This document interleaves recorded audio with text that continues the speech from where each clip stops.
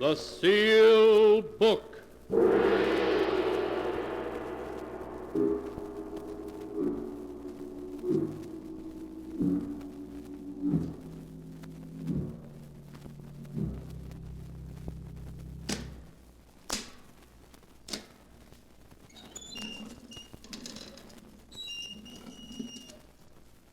Once again, the keeper of the book has opened the ponderous door to the secret vault, wherein is kept the great sealed book, in which is recorded all the secrets and mysteries of mankind through the ages. Here are tales of every kind, tales of murder, of madness, of dark deeds strange and terrible beyond all belief. Keeper of the book, I would know what tale we tell this time. Open the great book and let us read. Slowly, the great book opens.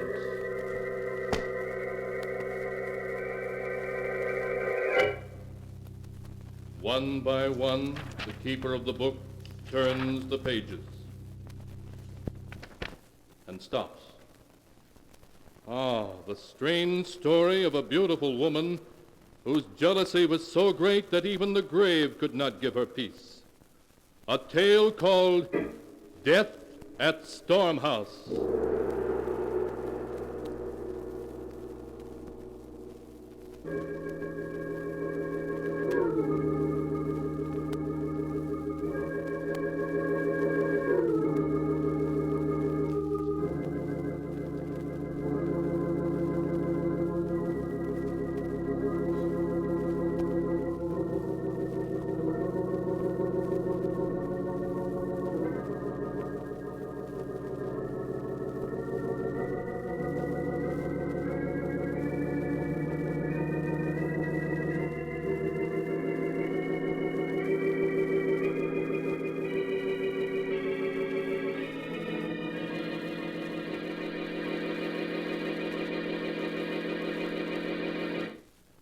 Here is the tale, Death at Stormhouse, as it is written in the pages of the sealed book. It takes place in the old New England mansion known as Stormhouse, perched high on the cliffs above the crashing waves of the Atlantic Ocean. In her bedroom, Lizette Lester, young and beautiful mistress of Stormhouse, lies desperately ill, listening to the storm that is raging outside as her husband and Dr. Warren, their lifelong friend, hover over her. John. John. Yes, Lizette? John, open the window. I want to hear the storm. I want to hear the thunder crash and the wind scream. I'll open it, John. You stay with Lizette. Thank you, Howard.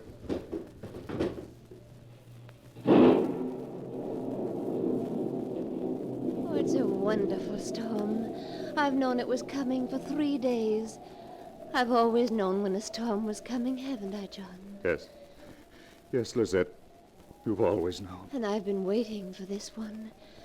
I've been waiting for it so I could die as I was born. On a night when there's a storm filling the sky and death riding the wind to take me as it took my mother that night. Lizette, don't say that. You mustn't excite yourself, Lizette. It weakens you. I'm dying, Doctor. You know it as well as I do. It's only the storm that's keeping me alive now. Oh, Lizette. Lizette. John, darling. Yes, Lizette. In my will, there's a bequest to old Andrew for his faithful service. Everything else is left to you, including the house. On condition that you live here at least 6 months out of every year for the rest of your life. Lizette, I can't bear to talk about it. But we must, darling. You don't mind the condition that you live here half of every year, do you? Of course not, my dearest. I couldn't bear to think of you as ever very far from me, in life or in death. I'll always be with you, my darling. And you won't marry again, will you, John? Never, Lizette. I swear it. You've sworn it, John. You mustn't break your vow. If you do, I'll be angry. Very angry. And when I'm angry, I do terrible things. You know that. I know, darling. You have my promise. I'll never break it. beautiful night. All my life I've never been able to sleep on a night like this. I wonder if now when the storm sweeps in from the sea, I'll know it and wake up. Oh. Lizette. Lizette. John. She's gone.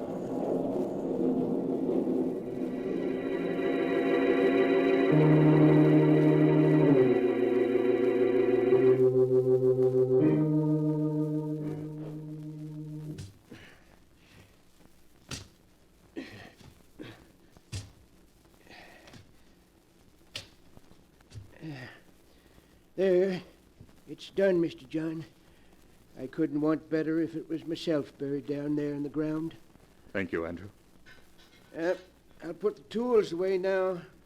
Call me if you want me. I can't believe it's Lizette we've buried here, Howard. Somehow she seems still alive. She loved living so. It's a beautiful spot here on the edge of the cliff. She made me promise she should be buried here, where she could watch the storms come in from the sea, hear the waves beating on the rocks below. John, do you mind if I speak personally to you? Why should I? You're my best friend. My only one, in fact. That's one of the things I wanted to talk about. In the 3 years since you married, you haven't painted a single picture. No.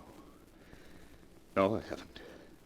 I've started some, but there was always something Lizette wanted to do. For 3 years you've been cooped up here, seeing no one. You might as well have been in prison. You should get away for a while now. Why don't you spend the winter in New York? Renew old friendship. Catch up on what's happening in painting. Yes, I'd like that. And there's another thing. Yes, Howard? The promise you made to Lizette. Promise? Oh, you mean not to marry again? Yes. You mustn't take it too seriously. You're too young to spend your life alone, grieving. Lizette wouldn't have made you promise if she had thought... I don't know. It seemed to mean so much to her.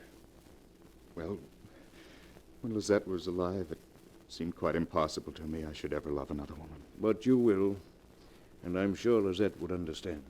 I'll think about it, Howard. The truth is, just now I feel a little confused. Well, let time take care of the matter. But you will close up Storm House and try a few months in the city?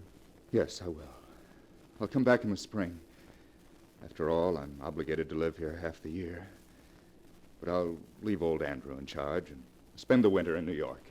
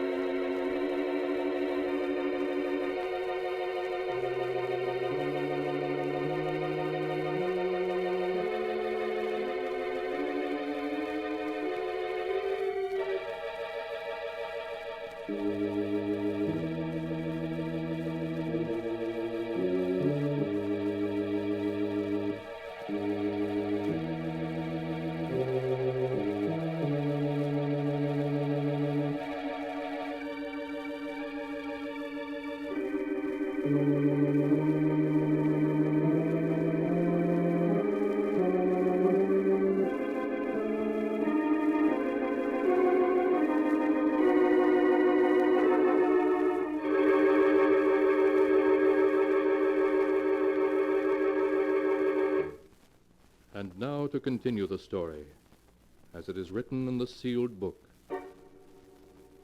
Once away from the somber atmosphere of Storm House, John Lester seemed to waken as if from a dream. He began to paint again, to live as he had before his marriage to Lizette. Then at a party he met Nora Maynard, young, gay, lovely. And one day in the spring he brought her back to Storm House as his bride. He introduced her to old Andrew, the caretaker, showed her through the house, then took her out to see the magnificent view from the top of the cliffs. Oh, John, it's a wonderful old place. The house, the cliffs, the sea. I'm going to love every minute here. I was afraid it might seem rather wild and gloomy to you, Nora. Oh, no. Look, the clouds, the waves tossing as far as you can see, the ocean way down below us. It's magnificent. Yeah, it can be frightening, too, when a real storm comes sweeping in from the sea. John, what's that? Over there on that little point? It's Storm House's private burying ground. That grave you see is Lizette's. Lizette, will you tell me more about her sometime, John? Yes, of course. Well, now we'd better go in. It's almost dark. All of a sudden, the wind seems to be rising. Oh, just 1 minute more. I want to tell Andrew to phone the village for groceries before the stores close. Well, you run in and tell him. I'll come in right away. Then don't be long. The wind's getting cold. Poor Lizette. I wonder what she was like. I wonder if she used to stand here and watch the darkness sweep over the sea and... John? Is that you? John, it's so dark I can't see you. John, don't I'll fall! Nora, what is it? Oh, Did you call me, Nora? John, you frightened me. I thought you really were trying to push me over. Push you over? I know you were just joking, but I almost lost my balance. I almost went over the cliff. Nora, I didn't push you. I was halfway up the path when you called. You were halfway up the path. I wouldn't play a joke like that. You must have become dizzy. I suppose so. But I was sure I felt your hand push me. And then the wind seemed to force me toward the edge. It must have been the height. Made you lose your balance. Yes, of course. That was it. Darling, come inside now. And promise me you won't ever go close to the edge of the cliff again. Yes, let's go inside. And I promise, John, the cliff frightens me now.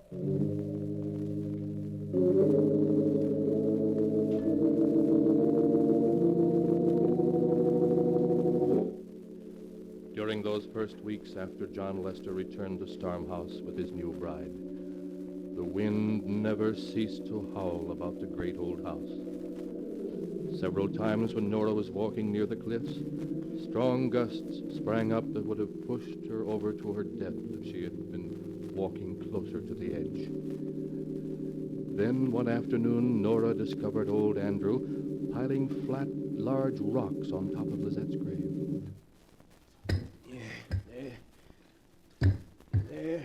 Andrew, what in the world are you doing? What are those rocks on Lizette's grave for? It's the wind, Miss Nora. Blowing night and day like it has. It's been blowing the dirt right from off Miss Lizette's grave. How strange. Yes, sirree. Give it a couple more weeks and it'd have scooped up all the earth and had the coffin clear uncovered. But the rocks will stop that. Yeah, I guess that's enough. Andrew, Yes, ma'am. did Lizette love John so very much? Love Mr. Lester? Why, yes, I expect she did, ma'am, in her way. In her way? Excuse me, Miss Nora, I got to drive to town now for a package for Mr. Lester. Oh, his new paints from New York. He's been so impatient for them. Oh, Andrew, Yes, ma'am? that big stone vase on the upper terrace, right beside the steps. It's loose on its base. I saw it swaying yesterday as if it were going to fall over into the garden. Please fix it, will you? As soon as I get back from town, ma'am. Thank you, Andrew. You know that Dr. Warren's staying for dinner. Yes, Mr. Lester told me. Oh, well, I promised to meet him in the garden at 4. Be sure to fix the vase, Andrew.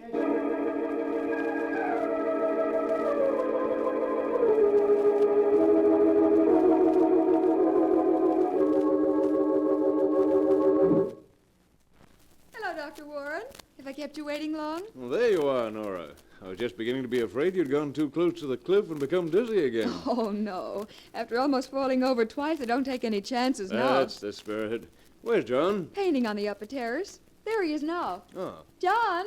Oh, hello, you two. What are you plotting down there? A tour of the caves down by the beach. Knock off for the day and come along. Please do, John. Well, maybe I will. Light's fading. John, don't lean on the stone vase. It's loose and... Oh! Nora, look out!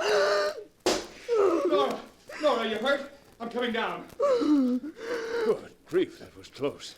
Fell right where you were standing. You pulled me back.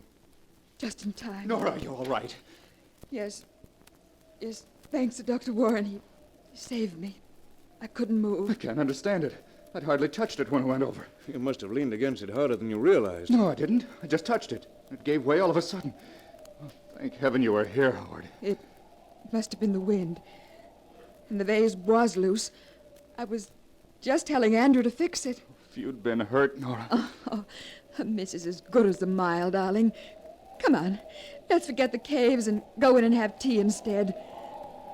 The wind has turned awfully cold all of a sudden.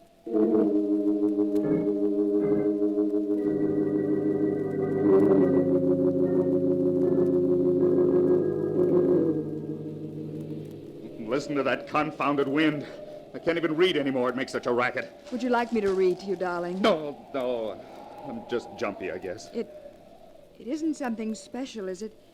You're not regretting that you married me? Oh, don't be silly, Nora. It's just the wind. For the last 2 months, it hasn't let up night or day. Listen to it now. Oh, it is upsetting, darling. Sometimes it sounds just like a voice saying something you can almost make out, but not quite. I haven't painted a stroke in 2 months. Every day I get my canvas and my paints ready, and then the wind rises and distracts me. You're not sleeping well, are you, John? No, I haven't slept for weeks. Nora, I can't stand it any longer. I can't stand it. That wind doesn't stop blowing, I think I'll go mad. Oh, my darling, my darling. John, listen to me. Listen to me, dear. We must go away from Storm House, away from the wind. We must, John. But the will. The will doesn't matter. Oh, John, please say yes. We can't ever be happy here. There's something about the place that will forever prevent us. Leave Storm House. Never come back. And never come back. Yes. Yes, Nora, you're right. We'll do it. We'll leave tomorrow. Oh, John! Oh, we're going to have another storm. Yes. It certainly has come up quickly. Sunset, there wasn't a sign of a storm. It's as if Storm House knows we're leaving and wants to live up to its reputation on our last night. Well, darling, I think I'll go to bed and dream about leaving here tomorrow. Coming? No, I'll finish my pipe and tell Andrew our plans. All right, darling. I'll bring my diary up to date while I wait. Don't be long now.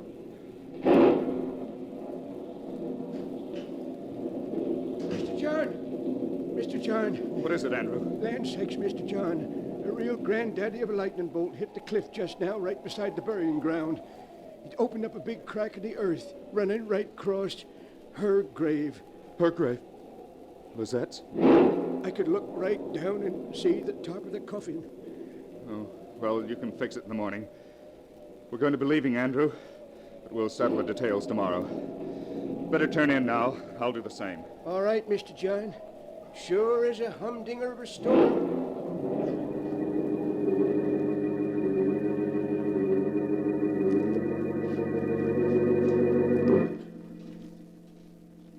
And tomorrow we leave here forever.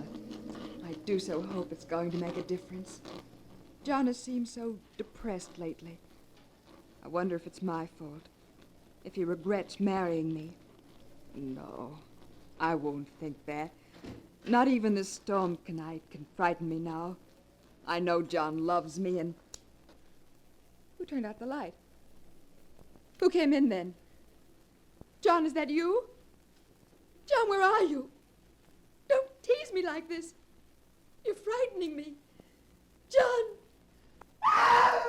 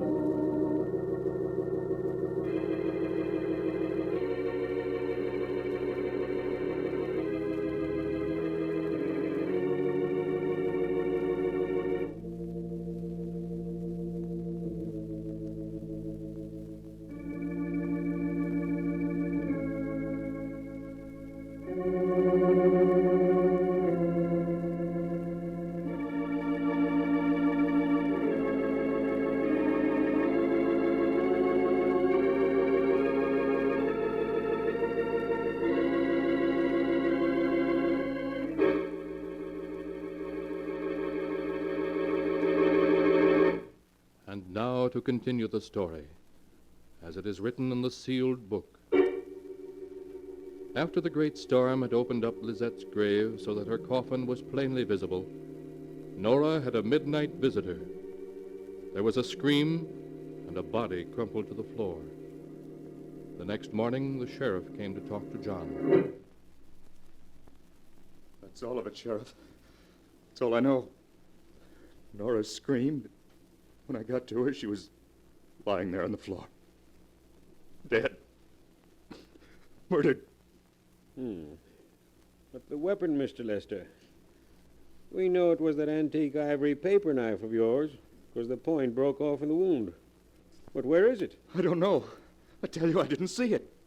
I see. Well, I think you better come with me for the time being, Mr. Lester.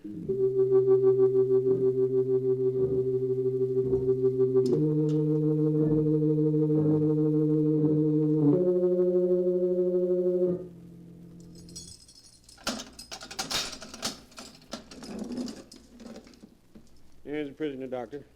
You can see him for 15 minutes. Oh, Howard, thank heaven you've come. John, how are you? Oh, how am I? I don't know. I don't care. Howard, have they caught Nora's murderer? They still think you did it. I gather that they did. And the ivory knife hasn't been found? Nowhere. And we've searched every inch. John, think. I know when you found Nora, you were shocked and dazed. But the knife, surely you saw it. Surely you drew it from the wound, put it down somewhere. You must have. I've tried to think, Howard. I'm sure I'm right. There was no knife. Only Nora, crumpled beside her writing desk. The blood staining her nightdress. The wind screaming outside as if in triumph. I understand. I know you didn't murder Nora. I don't know how we're going to convince the world. Is it as bad as that? As bad as that. If only the knife had been found, it could have been suicide then. But the knife is gone, and you testify that Andrew is innocent. So, as there wasn't any other living soul but yourself in the house that night... I see. Well, I've told them all I can. I don't know how the knife could have disappeared. There's nothing more I can do. Even though they hang me.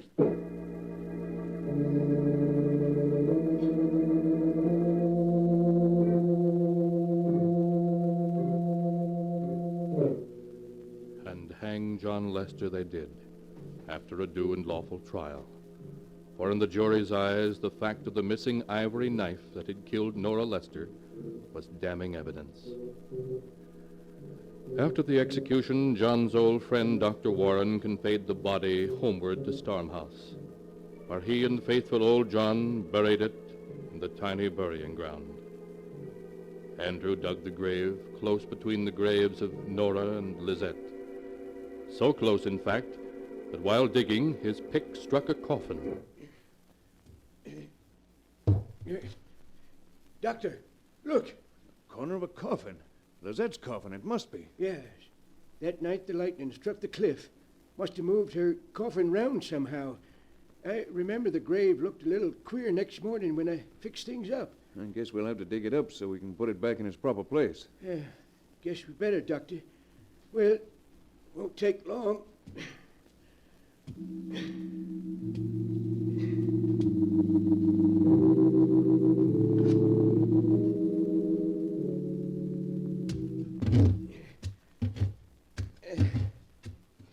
There, Doctor. Guess that does it all right. Good. Now we'll just slide the coffin back into its place. You've made plenty of room. Dr. Warren, What is it, Andrew? the lid of this coffin's been tampered with. Tampered with? But that's impossible. Come take a look, Doctor. You'll see I'm right. I guess I'd better. Stand aside, Andrew. Yes. Now, just what do you mean? Look, Doctor. All along both sides and this end. The screws. They're all loose. Yes, They've been pulled out of the wood when someone lifted the lid. This coffin's been forced open. that's right, Doctor. Only, look, how was it forced open? There's no tool marks on the wood. No tool marks. Then whoever did this just didn't leave any. Andrew, we've got to look inside and see why Lizette's coffin was molested. Maybe we'd better leave it just as it is, Doctor. We can't do that. Here, put your pick under the edge and the lid. There. That's it. Now, lift. Well, if you say so. Easy does it. There. It's loose. Now, we'll see what... I told you. I told you we shouldn't opened it. A bloody knife. The ivory knife that killed Nora. Here, in Lizette's coffin. They hung Mr. John because they couldn't find the knife. And it's been here all along, held tight in Lizette's hand.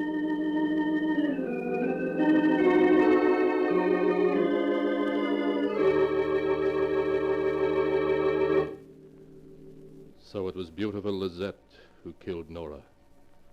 Lizette, whose jealousy was so great that it reached back from behind the veil of death. And it was Lizette who took the knife of murder back into her grave with her, so that John, too, would suffer her vengeance. Or was it? Was there some other answer? You must decide that for yourself, for the sealed book does not say. You have heard the story in all its strangeness, just as it is written here.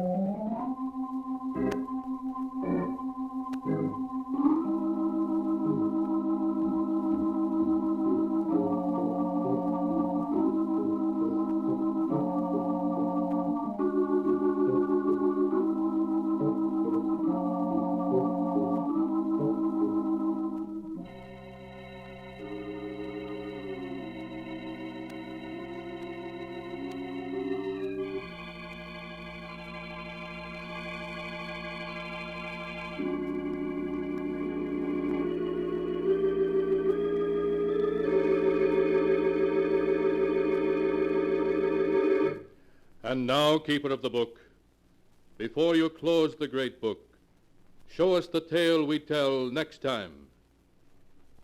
This one? Ah, yes. Why, this is amazing. It's a tale of a man who killed, a corpse that laughed, and a murder victim who died twice. A tale called The Accusing Corpse.